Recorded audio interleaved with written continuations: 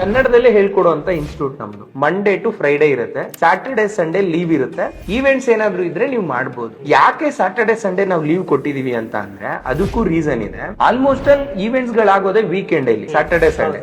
So ಹಾಗಾಗಿ ನಾವು Saturday Sunday leave ಕೊಟ್ಟಿವಿ. ಸೊ ಮಾರ್ನಿಂಗ್ 10:30 ಇಂದ 4:30 ಯಾಕೆ ಟೈಮ್ ಇಟ್ಟಿದೀವಿ ಅನ್ನೋದಕ್ಕೂ ಒಂದು ರೀಸನ್ ಇದೆ. ನೀವು ಯಾವ್ದೇ ಒಂದು ಡೆಕೋರೇಷನ್ ಮಾಡ್ಬೇಕಾದ್ರೆ, ಒಂದ್ ಮನೆ ಗುರುಪ್ರವೇಶ ಆಗಿರ್ಲಿ, ಇಲ್ಲ ಒಂದ್ ಎಂಗೇಜ್ಮೆಂಟ್ ಆಗಿರ್ಲಿ, ಇಲ್ಲ ಒಂದ್ ನಾಮಕರಣ ಆಗಿರ್ಲಿ, ಮಾರ್ನಿಂಗ್ 6 o'clock ಒಂದು ಪಾರ್ಟಿಯಲ್ಲಿ ನೀವು ಈವೆಂಟ್ ಮಾಡ್ತೀರಾ ಅಂದ್ರೆ 6 o'clock ಚೌಟ್ರಿ ಆಗ್ಲಿ ಎಲ್ಲೇ ಆಗ್ಲಿ 6 o'clock ನಾವು ಲೈವ್ ಕೊಡ್ಬೇಕಾಗುತ್ತೆ. ಸೊ ಹಾಗಾಗಿ ನೀವು ಮಾರ್ನಿಂಗ್ 6 o'clock ಇಂದ 9 o'clock ಒಳಗಡೆ ವರ್ಕ್ ಮಾಡ್ಕೊಂಡು, ಇಲ್ಲ ಕೆಲವೊಂದ್ ಟೈಮ್ 6 o'clock ಲೈವ್ ಕೊಡ್ಬೇಕಾಗತ್ತೆ, ಇಲ್ಲ 9 o'clock ಲೈವ್ ಕೊಡ್ಬೇಕಾಗುತ್ತೆ.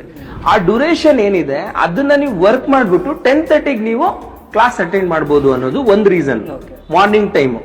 ಈವ್ನಿಂಗ್ ಟೈಮ್ 4:30 ಯಾಕೆ ಲಾಗೌಟ್ ಅಂತ ಅಂದ್ರೆ, ಯಾವುದೇ ಒಂದು ಇವೆಂಟ್ ಆಗ್ಬೇಕಾದ್ರೂ ಈವ್ನಿಂಗ್ ಟೈಮ್ ಒಂದ್ 6 o'clock ಲೈವ್ ಕೊಡ್ಬೇಕು ನಾವು, ಇವೆಂಟ್ ಸೆಟಪ್ ಎಲ್ಲ ಮಾಡಿ. ಸೊ ಹಾಗಾಗಿ 4:30 ನೀವು ಲಾಗೌಟ್ ಆದ್ರೆ 1.5 hour ಇರುತ್ತೆ, ನೀವು ಹೋಗಲ್ಲಿ ಇವೆಂಟ್ ಗೆ ಭಾಗವಹಿಸೋದಕ್ಕೆ, ಪಾರ್ಟಿಸಿಪೇಟ್ ಮಾಡಕ್ಕೆ, ಇಲ್ಲ ಒಂದು ಇವೆಂಟ್ ವರ್ಕ್ ಮಾಡೋದಕ್ಕೆ. ಸೊ ಈ ಒಂದು ಪ್ಲಾನ್ ಮಾಡ್ಕೊಂಡು ನಾವು ಟೈಮಿಂಗ್ಸ್ ಕೂಡ ಅಡ್ಜಸ್ಟ್ ಮಾಡಿದ್ವಿ.